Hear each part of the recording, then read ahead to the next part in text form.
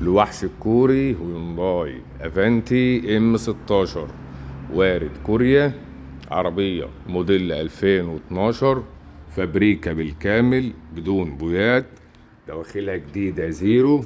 مفيش بس الا ملحوظة صغيرة جدا في داير الرفرف الخلفي، حتة يا دوبك لا تتجاوز 10 سنتي. عربية ما شاء الله عليها، مش محتاجة اي مصروف. العربية من عربيات ذوي الهمم، وان شاء الله تفك حظر بعد سنة ونص. فيها رخصة سنة ونص، مرور السنبلاوين. العربية اعلى كماليات، فيها بصمة داخلية وبصمة خارجية، وكاميرات تسجيل في المراية الامامية.